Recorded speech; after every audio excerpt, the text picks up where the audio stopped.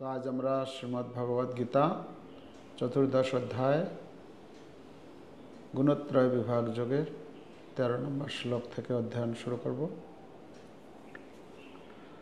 13 নম্বর শ্লোক দেখুন। অপ্রকাশ প্রবৃত্তিশ্চ প্রমাদ মোহ এব চ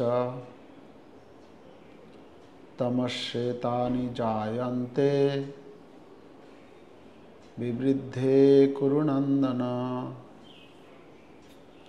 শ্লোকের অনুবাদ। হে কুরুনন্দন, তমগুণ বর্ধিত হলে অজ্ঞানন্ধকার, নিষ্ক্রিয়তা, প্রমাদ ও মোহ উৎপন্ন হয়। এখানে এই 13 নম্বর শ্লোকে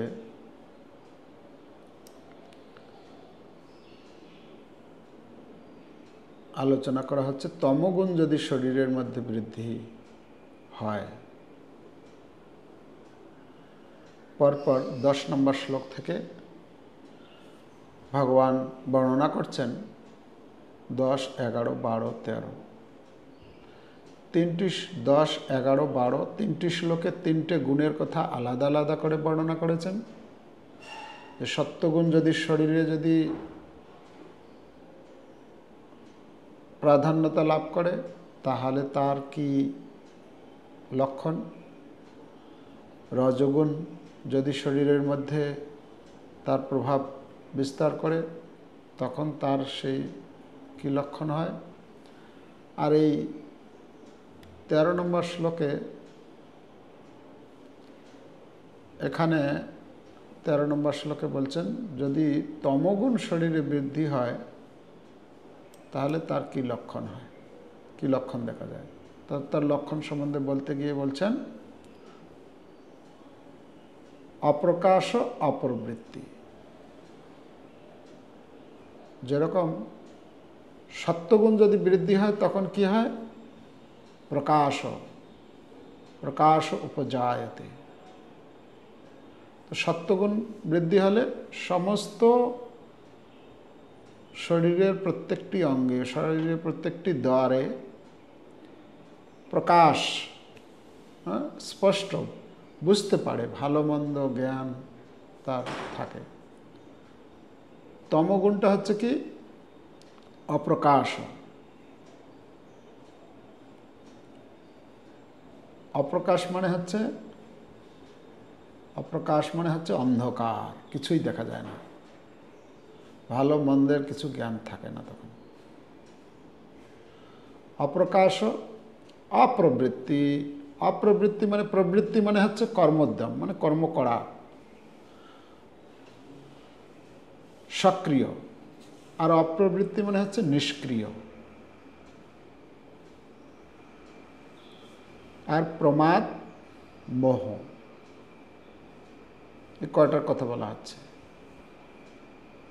অপ্রকাশ, অপ্রবৃত্তি, প্রমাদ আর মোহ। প্রমাদ মানে হচ্ছে,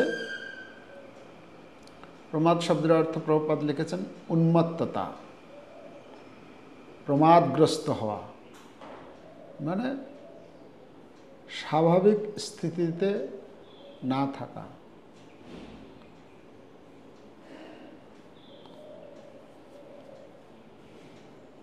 তো এখানে প্রমাদ ও মোহ। মোহ শব্দের অর্থ আগেও আলোচনা করেছি, মোহ সম্বন্ধে আলোচনা এসেছিল।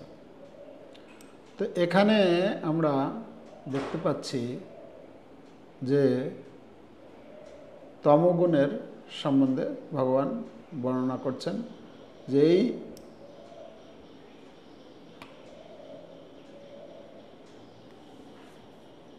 এই তমগুণে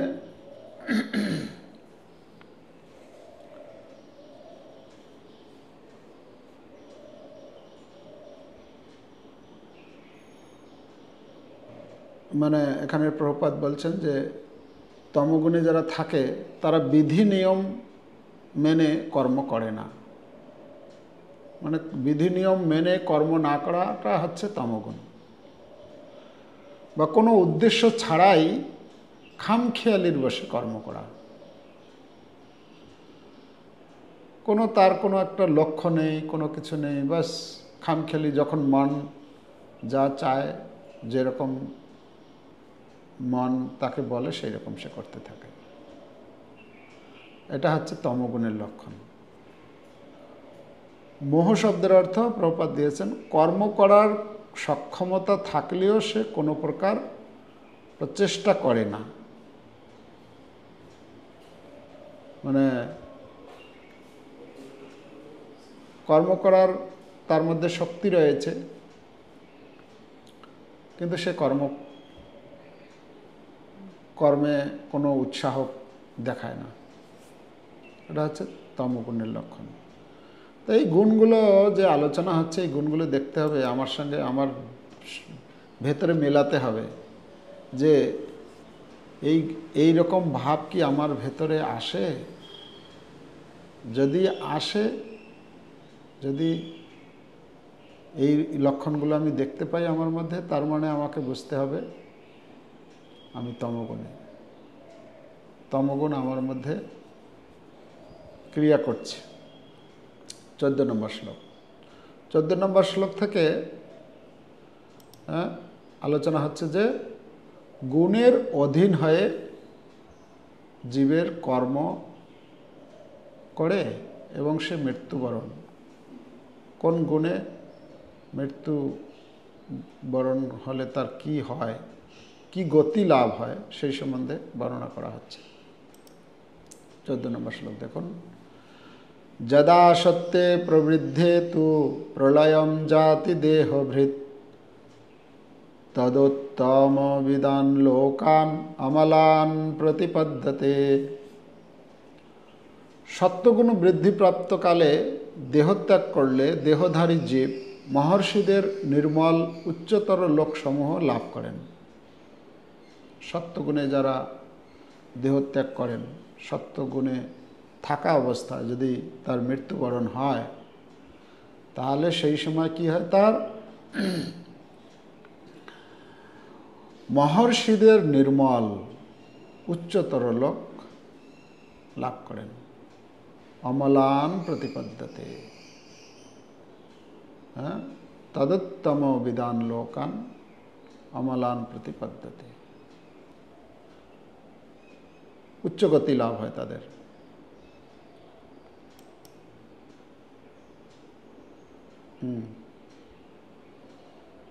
অমলান শব্দের অর্থ হচ্ছে যেখানে রজগুণ তমগুণের প্রভাব মুক্ত, সেই লোকে যায়।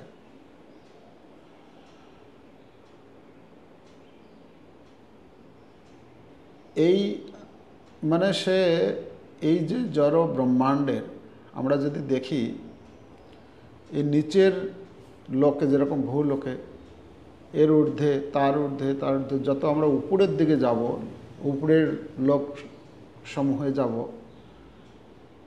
তো সেখানে কী হচ্ছে, যত উপরের দিকে যাবে তত সত্যগুণের প্রভাব বেশি, নিচের দিকের লোকগুলোতে তমগুণের প্রভাব বেশি। তো এখানে যে বলা হচ্ছে অমলান প্রতিপদ্যতে, অমলান মানে মল নেই। কোন মল নেই? রজ এবং তমগুণের মল সেখানে নেই। ঊর্ধ্ব লোকসমূহে যেখানে মহর্ষিরা থাকেন, মহরলোক, জনলোক, সত্যলোক হচ্ছে ব্রহ্মা যেখানে থাকেন। আর 15 নম্বর শ্লোকে বলছেন রজসী প্রলয়ম গত্তা কর্মসঙ্গীষু জায়তে তথা প্রলীনস্তমসি মূঢ় যোনিষু জায়তে। রজগুণে মৃত্যু হলে কর্মাসক্ত মনুষ্যকুলে জন্ম হয়, তেমনি তমগুণে মৃত্যু হলে পশুজনিতে জন্ম হয়।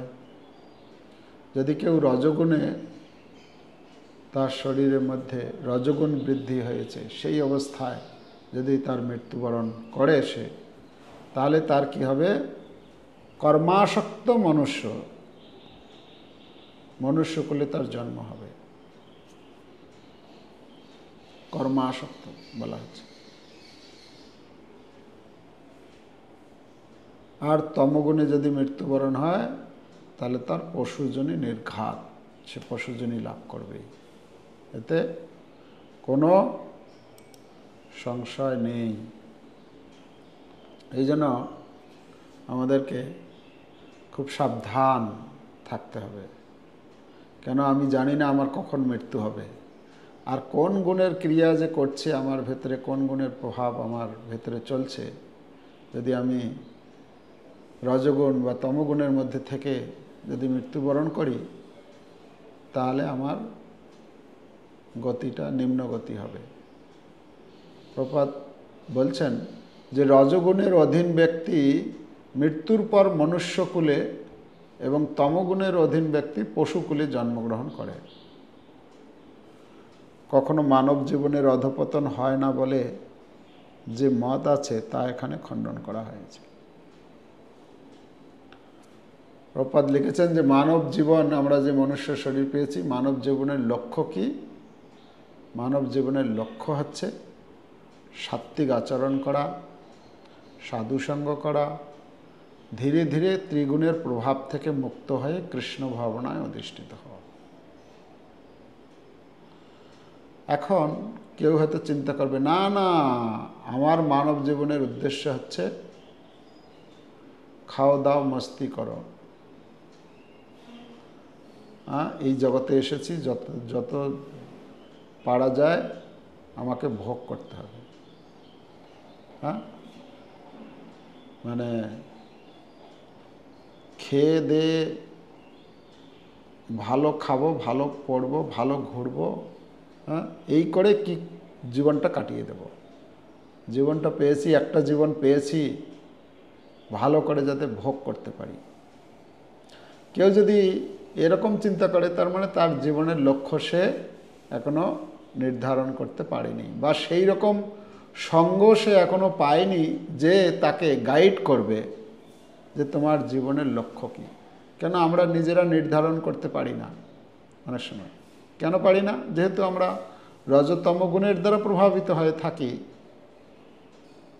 তাই আমরা নিজেরা সেটাকে নিরূপণ করতে পারি না যে আমার জীবনের লক্ষ্য কী। তো সেটা কে নিরূপণ করে দেয়? সাধু, শাস্ত্র, গুরু, বৈষ্ণবগণ, তারা নির্ধারণ করে দেয়, দেখো তোমার জীবনের লক্ষ্য কিন্তু এটা নয়। তোমার জীবনের লক্ষ্য হচ্ছে কি? সাধুসঙ্গ করা। সাধুসঙ্গ কেন করব? না, সাধুসঙ্গ যখন করব সাধুরা বলে দেবে আমার কি করা উচিত, কি করা উচিত নয়। কেন? সাধুদের কোনো স্বার্থ নেই, নিঃস্বার্থভাবে তারা এই জগতের প্রতি তাদের করুণা প্রদর্শন করেন। তো সাধুসঙ্গ করতে হবে। এই জগতে সাধু ছাড়া যারা রয়েছে তারা প্রত্যেকের মধ্যে স্বার্থ রয়েছে। এটা কোনো উপদেশ দিবে, যা কিছু করুক না কেন তার মধ্যে একটা স্বার্থ থাকে। তো সাধুরা হচ্ছে নিঃস্বার্থ। সাধুরা তাদের একটাই স্বার্থ, যে ভগবানের যে স্বার্থ। ভগবানের কী স্বার্থ? ভগবানের স্বার্থ হচ্ছে কি করে এই বদ্ধজীব আমার ধামে ফিরে আসবে। ভগবান চায় এই জন্য যে সর্বধর্মান পরিত্যাজ্য মামেকং শরণং ব্রজ অহং ত্বং সর্বপাপেভ্যো মোক্ষয়িষ্যামি মা শুচি। যে তুমি এই সব কিছু ত্যাগ করে, এই সব কিছু ছেড়ে দিয়ে আমার শরণাগত হও, আমাকে লাভ করবে। তাহলে আর সাধুরা কি বলে? সাধুরাও বলে যে, সাধুরা কি বলে? এই জড়জগতের প্রতি বেশি আসক্ত না হয়ে জীবন ধারণের জন্য যতটুকু দরকার ততটুকু গ্রহণ করা এই জগৎ থেকে, আর বাকি সময় ভগবানের ভজন, ভগবানের সেবা, সাধু সেবা ইত্যাদি করে শুদ্ধ হয়ে ভগবানের ধামে যাতে ফিরে যেতে পারি। তো সাধুদের স্বার্থ হচ্ছে ভগবানের স্বার্থ, যেটা সেটাই হচ্ছে সাধুদের স্বার্থ। তাই সাধু সঙ্গে করার কথা বলা হচ্ছে। আর সাত্ত্বিক আচরণ করা, সাধুরা বলবে এটা করবে না, হ্যাঁ, এই যে সমস্ত কার্যকলাপ চেতনা কলুষিত করবে সেই রকম কার্যকলাপ থেকে দূরে থাকার জন্য সাধুরা উপদেশ প্রদান করে থাকে। যে সমস্ত কার্যকলাপের মাধ্যমে চেতনার উন্মেষ, চেতনা উন্নত হয়, তমগুণ থেকে রজগুণ, রজগুণ থেকে সত্যগুণ, সাত্ত্বিক স্তরে কী করে উন্নীত হতে পারে, সেই আচরণ শিক্ষা সাধুরা দেয় এবং নিজে সেটাকে আচরণ করার চেষ্টা করা। যদি এইভাবে করা যায় তখন কি হবে, ধীরে ধীরে একজন এই ত্রিগুণের প্রভাব থেকে মুক্ত হয়ে সত্যগুণ, রজগুণ, তমগুণ, এই যে তিনটে গুণেরই স্তরকে অতিক্রম করে সে কৃষ্ণ ভাবনায় অধিষ্ঠিত হতে পারবে। কৃষ্ণ ভাবনাটা হচ্ছে শুদ্ধ সত্য। তো লক্ষ্য হচ্ছে কৃষ্ণ ভাবনাময় হওয়া, কৃষ্ণ প্রেম লাভ করা। সেটা যখন লাভ হবে সেটাই হচ্ছে জীবনের সার্থকতা। তো 14, 15, 16 এই 3টি শ্লোক। এবারে 16 নম্বর শ্লোকে বলছেন, কর্মণ সুকৃতস্যাহু সাত্বিকম নির্মলম ফলম রজসস্তু ফলম দুঃখম অজ্ঞানম তমস ফলম। সুকৃতি সম্পন্ন সাত্বিক কর্মের ফলকে নির্মল, রাজসিক কর্মের ফলকে দুঃখময় এবং তামসিক কর্মের ফলকে অজ্ঞান বলা হয়। 3টে বলছেন, সাত্বিক গুণ, রাজসিক গুণ এবং তামসিক গুণ। তিনটি গুণেরই ফল এখানে বলা হচ্ছে। সত্যগুণের ফল কি? নির্মল। রজগুণের ফল দুঃখ, আর তমগুণের ফল হচ্ছে অজ্ঞান। সেখানে দুঃখ সুখ, মানে যেরকম সত্যগুণে যারা সুখী, আর রজগুণে তারা যা কিছু করে দুঃখ লাভ করে, আর তমগুণ সুখ দুঃখ কিছুই বুঝে না, সে অজ্ঞানের মধ্যে, সে অচেতন অবস্থা মতো একটা। প্রভুপাদ তাৎপর্যে অনেক কিছু কথা বলেছেন, যে রাজসিক কর্মের ফল হচ্ছে দুঃখ। যেমন সামান্য সুখের জন্য মানুষ গগনচুম্বী অট্টালিকা তৈরি করতে গিয়ে প্রচুর পরিশ্রম ও ক্লেশ ভোগ করে। মানে সুখ হচ্ছে কি, আমি সেই বাড়িটার মধ্যে বসবাস করব। কিন্তু সেই বাড়িটার মধ্যে বসবাস করার জন্য তাকে কত কঠোর পরিশ্রম করতে হয় একটা বিল্ডিং তৈরি করার জন্য। অর্থ সঞ্চয় করা, ইট, বালি, সিমেন্ট, রড ইত্যাদি সমস্ত সংগ্রহ করা, ইঞ্জিনিয়ারের কাছে যাওয়া, লেবার ইত্যাদি কত কিছু তাকে ক্লেশ কষ্ট করতে হয়। তাতে তারা সামান্য মানসিক সুখ পেতে পারে, এই বাড়িটি আমার। শুধু তার কি সুখ না, সে বলবে এই বাড়িটা আমার বাড়ি, এই সম্পদ আমার, এই রকম ভেবে তারা সুখ অনুভব করে। এটা হচ্ছে তাদের সুখ। আর তমগুণেরটা বলছেন কি, তমগুণ মানুষকে দুঃখ যাতনার পথে পরিচালিত করে। অজ্ঞান যেটা বলা হচ্ছে, অজ্ঞানতার দ্বারা আচ্ছন্ন হওয়ায় তামসিক ব্যক্তির সমস্ত কর্ম দুঃখের কারণ হয় এবং মৃত্যুর পর তারা পশুজনী প্রাপ্ত হয়। পশু জীবন সর্বদাই দুঃখপূর্ণ, কিন্তু মোহগ্রস্ত হওয়ায় তা কেউ বুঝতে পারে না। এখানে যেটা বলা হচ্ছে, পশুজনী প্রাপ্ত হবে। পশুজনী প্রাপ্ত হলে পশুরা সাধারণত, যদি একটা পশু শরীর আমরা দেখি, কত কষ্টে থাকে না তারা। একটা কুকুর, আমরা যেটা বাড়ির কাছাকাছি যারা জঙ্গলে আছে তারা তো কষ্টের মধ্যেই, যখন তখন তার মৃত্যু হতে পারে, কেউ অন্য একটা প্রাণী এসে তাকে খেয়ে ফেলতে পারে। আমরা যদি দেখি একটা কুকুরের জীবন কীরকম, ঝড় বৃষ্টি সে কীরকম তাকে সব সহ্য করতে হয়। হ্যাঁ, খাওয়ার জন্য এর বাড়িতে ওর বাড়িতে তারা দূর দূর করে, কেউ বা ঢিল ছুঁড়ে দিচ্ছে, কেউ বা কিছু করছে, তার জীবনটা কত দুর্বিষহ।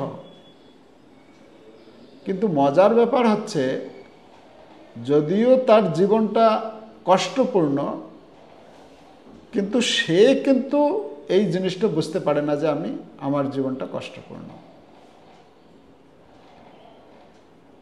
সেই মায়াদেবী আমাদের কি করেন, মায়াদেবীর দুইটা শক্তি কাজ করে। একটা হচ্ছে প্রক্ষেপাত্মিকা, আর একটা হচ্ছে আবরণাত্মিকা। প্রক্ষেপাত্মিকা শক্তি কি করে, জীব তার কর্ম অনুসারে, এই যে যেরকম তমগুণে যদি আমার মৃত্যু হয়, তখন কি হবে, আমাকে জোরপূর্বক ধাক্কা মেরে, মানে ফোর্সফুলি কি করবে, আমাকে একটা পশু শরীরে প্রবেশ করাবে। তাহলে পশু শরীরে আমার এই আত্মাটা পশু শরীরে গেল, কিন্তু পশু শরীরে গিয়ে তো এই মনুষ্য শরীরে থাকার পর যখন সে পশু শরীরে যায়, তখন তো সে আনন্দ পাবে না, সেখানে ভালো লাগবে না, সেখানকার খাওয়া দাওয়া, সেখানকার পরিবেশ, সেখানকার চলাফেরা, এগুলো তো সম্পূর্ণ বিপরীত। তো সেটা মেনে নিতে পারে না সে। তো তখন কি করে, আবরণাত্মিকা শক্তি আবরণ করে দেয়, তার চেতনাটাকে আবরণ করে দেয়, যার ফলে সে মনে করে না, এটাই আমার জীবন, এতেই আনন্দ। সে শূকর তখন মনে করে ও ড্রেনেই আমার কত সুন্দর খাবার পাওয়া যায়, এই কাদা আমার কত সুন্দর নরম বিছানা, বা তো এটা কেন হচ্ছে না, তার চেতনাটাকে আচ্ছাদিত, অজ্ঞান অন্ধকারের মধ্যে থাকছে, তখন সে মনে করে না, এটাই আমার ভালো লাগছে। সে কাহিনী রয়েছে না, যে ইন্দ্র সে একবার শূকর যোনি প্রাপ্ত হয়েছিল। তো শূকর হয়েছে, তো শূকর হয়ে তার এই ভূলোকে এসে শূকর হয়ে ড্রেনে সেই শূকরের জীবনযাপন করছে। আর ওইদিকে ইন্দ্রলোকে স্বর্গে রাজা নেই, ইন্দ্র নেই। তখন ব্রহ্মা এসছেন এই ইন্দ্রকে ফিরিয়ে নিয়ে যাওয়ার জন্য। ইন্দ্রকে যখন ফিরিয়ে নিয়ে যাওয়ার জন্য এসছেন, ইন্দ্রকে বলছে, ইন্দ্র তুমি এখানে এসব কি করছো, নোংরা এই জল কাদার মধ্যে, এই যে নোংরা জায়গার মধ্যে ঘোরাঘুরি করছো, এসব চলো। বলছে কোথায়, বলছেন যে না স্বর্গে চলো। বলছে না না আমি যাব না। কেন? এইখানে এত সুন্দর সুখ। বলছে আরে তুমি কি বলছো, এটা সুখ?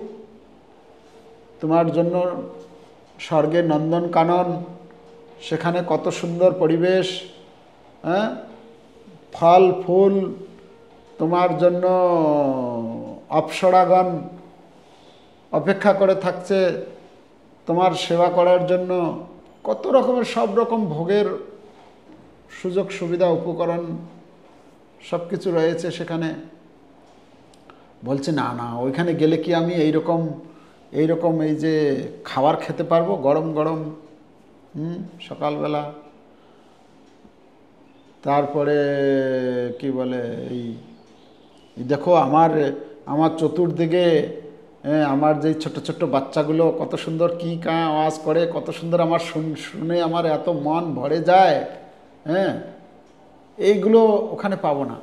আর আমার যে এই যে শুকুরি, হ্যাঁ, নাদুস নুদুস চেহারা একদম পুরো, তারা সবসময় আমার সঙ্গ দান করে আমাকে, হ্যাঁ, এইসব পাবো নাকি? তখন ব্রহ্মা দেখছে যে এ তো একদম পুরো এর গেছে, হ্যাঁ, এর কোনো বুদ্ধি কাজ করছে না। ব্রহ্মা অনেক বোঝানোর চেষ্টা করলো যে সেই স্বর্গলোকের যে সুখ, স্বর্গলোকের সুযোগ সুবিধা, আর এই তুমি যে পরিস্থিতিতে আছো এটার সঙ্গে কোনো তুলনাই হয় না। কিন্তু ইন্দ্র বলছে না না না, আমি এখানে ভালো আছি, আমি এই ছেড়ে যাব না। মানে সে যেতে চাইছে না। কেন? সে মনে করছে যে এই সুখটাই হচ্ছে আমার কাছে সব থেকে বড়। তো এই আবরণাত্মিকা শক্তি, ভগবানের আবরণাত্মিকা মায়া শক্তি এমন করে রাখে আমাদের, যদি কেউ এই জগতে একজন দুঃখের মধ্যে থাকে তবুও তাকে বুঝতে দেয় না যে আমি দুঃখের মধ্যে আছি।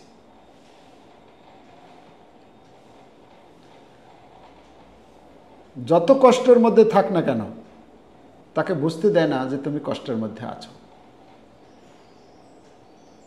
তো এটা তমগুণের লক্ষণ। তখন ইন্দ্রকে কি করলো? ব্রহ্মা জোর করে তার শরীরটাকে আঘাত করে মেরে দিল। আর যখন সেই শরীরটা থেকে যখন আত্মা আলাদা হলো তখন আবার ব্রহ্মা নিয়ে তাকে চলে যায় স্বর্গে। তো শরীরটা হচ্ছে, শরীরটা যে শরীরে প্রবেশ করে আত্মা তার প্রতি আকৃষ্ট হয়ে পড়ে। ঠিক আছে? তো সেটা হচ্ছে তমগুণের ঘোরতম। জিহ্বার লালসা পূরণের জন্য যখন অসহায় পশুকে হত্যা করা হয়, বিশেষত গোহত্যা সবচেয়ে জঘন্য হিংস্রতা। প্রভুপাদ তুলে ধরেছেন যে এই জিহ্বার জন্য, জিহ্বার লালসার জন্য, একটু স্বাদ আস্বাদন করার জন্য আমরা পশুকে বধ করছি। এটা হচ্ছে ঘোরতম। তম আবার ঘোরতম বলা হচ্ছে। কেউ যদি নিজের জীবন ধারণের জন্য অন্য পশুকে বধ করে খায়, মানে সেটা হচ্ছে ঘোরতম অবস্থা। মানে সেটা এক ধরনের পশু জীবনই। কেন? পশুর চেতনা না হওয়া পর্যন্ত সে এইরকম কাজ, অন্য একটা পশুকে বধ করতে পারে না। ঠিক আছে? তো গাভী হত্যাকে, এখানে গাভী হত্যার কথা বলেছেন যে বেদে বলা হয়েছে গাভীর দুধ গ্রহণ করার পর তাকে হত্যা করা সবচেয়ে বড় অজ্ঞানতা। তাহলে সাবধানতা, সাবধান বাণী কি দিয়েছেন? মানব সভ্যতা ভুল পথে অগ্রসর হচ্ছে। বর্তমান সমাজের উপরে ভিত্তি করে প্রভুপাদ বলছেন যে মানব সভ্যতা যে বর্তমান, তারা কোন দিকে যাচ্ছে? সত্যগুণের দিকে, রজগুণের দিকে, না তমগুণের দিকে? কোন দিকে এগিয়ে যাচ্ছে? তমগুণের দিকে এগিয়ে যাচ্ছে। তাদের কার্যকলাপ, তাদের খান পান, তাদের চলাফেরা ধীরে ধীরে যত দিন যাচ্ছে তমগুণের দিকে এগিয়ে যাচ্ছে। তো কী করে শান্তি লাভ আশা করতে পারা যায়? শান্তি সুখ জীবনে আসতে পারে না।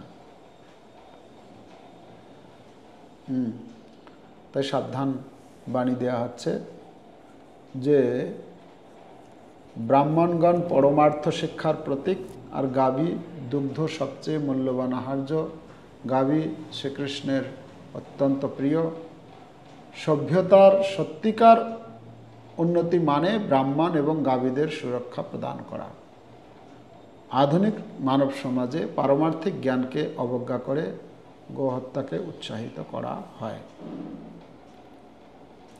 মানুষকে সবচেয়ে মারাত্মক বিপদ থেকে রক্ষা করার জন্য কৃষ্ণ ভাবনার মতো সহজ সরলতম পন্থাকে জাতি বর্ণ নির্বিশেষে যত্নের সাথে গ্রহণ করতে হবে। তো কি করা উচিত আমাদের? এই কৃষ্ণ ভাবনামৃত ভালোভাবে গ্রহণ করা। যদি আমরা তা করি তাহলে কি হবে? তাহলে আমরা এই রকম পরিস্থিতি থেকে নিজেকে রক্ষা করতে পারবো। তা না হলে কোথায় যে যাব, কোন শরীরে যে জন্মগ্রহণ হবে, সেখানে কতদিন কীরকম কাটাতে হবে, কোনো গ্যারান্টি নেই। 17 নম্বর শ্লোকে বলছেন, সত্তাৎ সঞ্জায়তে জ্ঞানম রজস লোভ এব চ প্রমাদ মোহ তমস ভবত জ্ঞানমেব চ। সত্যগুণ থেকে জ্ঞান, রজগুণ থেকে লোভ এবং তমগুণ থেকে অজ্ঞান, প্রমাদ ও মোহ উৎপন্ন হয়। 18 নম্বর শ্লোক, ঊর্ধ্বম গচ্ছন্তি সত্যস্থা মধ্যে তিষ্ঠন্তি রাজসঃ জঘন্য গুণ বৃত্তিস্থা অধগচ্ছন্তি তামসঃ। সত্যগুণ সম্পন্ন ব্যক্তিগণ ঊর্ধ্বে উচ্চতর লোকসমূহে গমন করে, রজগুণ সম্পন্ন ব্যক্তিগণ মধ্যে নরলোকে অবস্থান করে এবং জঘন্য গুণ সম্পন্ন তামসিক ব্যক্তিগণ অধপতিত হয়ে নরকে গমন করে। তো এখানে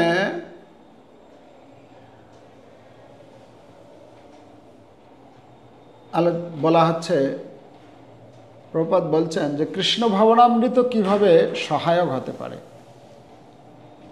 আগে বলছেন না যে কৃষ্ণ ভাবনাকে গ্রহণ করতে হবে, এই কৃষ্ণ ভাবনাকে প্রচার করতে হবে। কেন? এই সমাজের মানুষ তাহলে কি হবে? ধীরে ধীরে সত্যগুণে অধিষ্ঠিত হতে পারবে। মানুষ প্রকৃত জ্ঞানার্জন তথা বস্তুর যথার্থ স্বরূপ দর্শন করতে সক্ষম হবে। যতক্ষণ পর্যন্ত একজন তমগুণের মধ্যে থাকে ততক্ষণ সে অজ্ঞানের অন্ধকারে থাকে। তো তাকে জ্ঞান প্রদান করা যদি করা হয় তাহলে কি হবে? তার ধীরে ধীরে সে বুঝতে শিখবে, বিচারবোধ তার মধ্যে জাগবে। তমগুণ সম্বন্ধে প্রভুপাদ বলছেন যে অশিক্ষা ও অজ্ঞানতার কারণে মানুষ বস্তুর যথার্থ স্বরূপ দর্শন করতে পারে না বলে দায়িত্ব জ্ঞানহীন হয়ে পড়ে। যেমন পশু হত্যার ফল তারা কখনো দেখতে পায় না। মানে যদি একজন ব্যক্তি তমগুণে থাকে তখন সে কোনটা ঠিক কোনটা বেঠিক ঠিক নয় সেটা বুঝতেই পারবে না। সে মনে করবে আমি যেটা করছি সেটা একদম ঠিক করছি। এরকম লোক দেখা যায়, অনেক লোক রয়েছে। ও যেটা করছে মানে কি বলে বীর দর্পে বলছে, মানে এমনভাবে সে প্রকাশ করে যে সে যেটা করছে একদম সঠিক করছে। আছে না? ভুল করছে, হয়তো পাশ থেকে হয়তো আপনি দেখতে পাচ্ছেন, কিন্তু সে যুক্তি দিয়ে বোঝানোর চেষ্টা করবে যে না আমি যেটা করছি সেটা ঠিক করছি। কেন? সে তো অজ্ঞানের মধ্যেই আছে। সে কি করে? সে আসলে জানেই না যে কোনটা ঠিক কোনটা ঠিক নয়। তো মানুষের এমন দায়িত্ব জ্ঞানহীন কর্মকাণ্ড বন্ধ করে কিভাবে বর্তমান সভ্যতার উপকার সাধন করা যায় সেই দিকে আমাদের নজর রাখতে হবে। তার জন্য কি করতে হবে না, পারমার্থিক শিক্ষা প্রদান করা হচ্ছে কাজ। এই শিক্ষার মাধ্যমে তারা প্রকৃতিস্থ হবে, মানে যথার্থ জ্ঞান লাভ করতে পারবে। তখন শেষ প্রকৃত সুখ এবং সমৃদ্ধি লাভ করতে পারবে। প্রভুপাদ বলছেন যদি সকলে যদি এই শিক্ষাকে গ্রহণ করে, প্রভুপাদ বলছেন সবাইকে করতে হবে না, যদি কিছু পার্সেন্টেজ লোক যদি এই জ্ঞান যদি গ্রহণ করে, তাহলে মানুষ কৃষ্ণ ভাবনায় উন্নতি সাধন করবে এবং ধীরে ধীরে সত্যগুণে অধিষ্ঠিত হবে। আর তখন সব জায়গায় শান্তির একটা বাতাবরণ ছড়িয়ে পড়বে। তা যদি না হয়, তাহলে রজগুণের প্রভাবে সমাজে কোনো শান্তি বা সমৃদ্ধি আনতে পারি না আমরা। কেন? রজগুণে কি থাকে? লোভ প্রবৃত্তির আরম্ভ। সেখানে লোভ লালসায় ভরা থাকে, আর সীমাহীন ইন্দ্রিয় সুখ ভোগের বাসনা সেখানে থাকে। তো তাই আমাদের কি করতে হবে? আমরা দেখি যারা রজগুণী ব্যক্তি, তারা কি করে? মানুষ তার মর্যাদা বা সুখ বৃদ্ধির লক্ষ্যে অর্থ উপার্জনের জন্য নানা রকম চক্রান্ত, পরিকল্পনা, কৌশল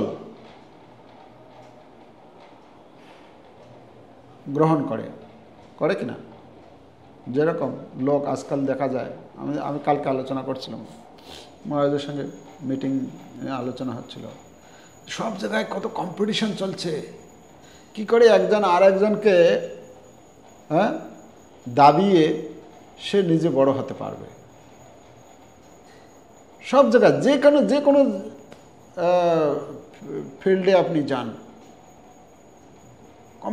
কম্পিটিশন সব জায়গায়, সর্বত্র সংঘর্ষ চলছে। তো কি করে একজন আরেকজনকে ডাউন করবে, কি করে তার ক্ষতি সাধন করবে, নিজে কি করে বড় হবে, এই পরিকল্পনা চলছে। আপনি শিক্ষা ব্যবস্থায় যান, আপনি বিজনেস করতে যান, আপনি চাকরি ক্ষেত্রে যান, আপনি যেখানে যান,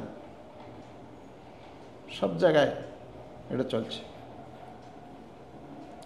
তাই আমাদেরকে খুব সাবধান থাকতে হবে। আর এটা হচ্ছে রজগুণের। আর যদি তমগুণ হয়, তমগুণের পরিস্থিতি কি না? মানুষকে হতাশ, বিপর্যস্ত করে ফেলে। আর সে যখন হতাশ হয়ে যায়, আর কিছু খুঁজে পায় না, তখন সে কি করে? নেশা করতে শুরু করে, মদ্যপান, গাঁজা, ভাং, আফিং ইত্যাদি যে সমস্ত মাদক দ্রব্য, তারা সেগুলো নিয়ে সেই পরিস্থিতিটাকে ভুলে যাওয়ার চেষ্টা করে। আর বর্তমান সময়ে এটা এতটাই বেড়ে গিয়েছে, যেমন নেশা করা, এই কি বলে, মদ্যপান এমনভাবে বেড়ে গেছে। এখন তো সেদিন কোথাও একটা আলোচনা হচ্ছিল, বলছে প্রভু আজকাল এরকম হয়ে গেছে, বিভিন্ন যে অনুষ্ঠান আদি হয়, সেখানে আপনি যদি এই নেশা না করেন, তার মানে আপনি সেই স্ট্যান্ডার্ডের ব্যক্তি নন, আপনাকে তুচ্ছ তাচ্ছিল্য করবে। আরে কি আছে, এখন ওটা একটা কি বলে, ফ্যাশন হয়ে দাঁড়িয়েছে নেশা করতে। আমাকে এটা আমাদের বোকারো যে স্টিল প্ল্যান্ট আছে, ওখানে একজন ইলেকট্রিক্যাল ইঞ্জিনিয়ার, উনি ম্যানেজার, উনি বলছিলেন, প্রভুজি কই জব পার্টি এরকম যখন কোনো অনুষ্ঠান হয়, তখন অনেক খাওয়া দাওয়ার ব্যবস্থা থাকে ওখানে।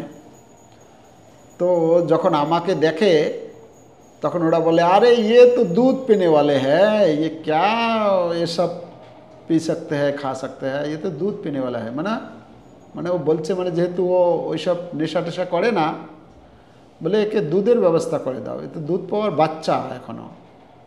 বলছে এরকম আমাকে তারা তুচ্ছ তাচ্ছিল্য করে, যে আমি যেহেতু ওই ওয়াইন মদ এসব কিছু খাই না, তো তারা আমাকে এরকম তুচ্ছ তাচ্ছিল্য করে। সেখানকার পরিবেশ কীরকম বলে, যখনই কোনো আমাদের অফিসের তরফ থেকে কোনো অনুষ্ঠানাদি হয় তখন সেখানে এরকম ব্যবস্থা নেই। মানে তারা সেটাকেই সভ্যতা জীবন বলে মনে করছে, মানে অপোজিট হয়ে গেছে একদম পুরো। সভ্যতা মানে তাদের সেটাকেই মনে করছে এইটাই হচ্ছে আসল জীবন। ওকে, যাই হোক, তো এভাবে মোট কথা হচ্ছে কি, আমাদের যদি আমরা রজতম গুণের মধ্যে থাকি তাহলে আমাদের দুঃখ কষ্ট সীমা নেই। তো এই জন্য যতটা সম্ভব আমাদেরকে সত্যগুণের অনুশীলন করা, সত্যগুণের অনুশীলন করে ধীরে ধীরে আমাদের কৃষ্ণ ভাবনায় কি করে আমরা উন্নীত হতে পারবো সেটার প্রচেষ্টা করা। তার উপায় হচ্ছে এগুলো যখন আমরা আলোচনা করব, শ্রবণ করব বারবার, তখন আমার মনের ইচ্ছা জাগবে, ও আমি যদি রজগুণে থাকি তমগুণে থাকি তাহলে আমার এরকম পরিস্থিতি হবে, তাহলে আমি সত্যগুণে কি করে সবসময় ভুলে যাব, আবার ভুল হবে, আবার প্রতিজ্ঞা করব, আবার ভেঙে যাবে, আবার কিন্তু করতে করতে করতে করতে একসময় আমরা আমাদের আশা যে আমরা একসময় ধীরে ধীরে সত্যগুণে অধিষ্ঠিত হতে পারবো, সত্যগুণ থেকে ধীরে ধীরে কৃষ্ণ ভাবনাময় হতে পারবো। এটাই হচ্ছে আমাদের লক্ষ্য। হরে কৃষ্ণ।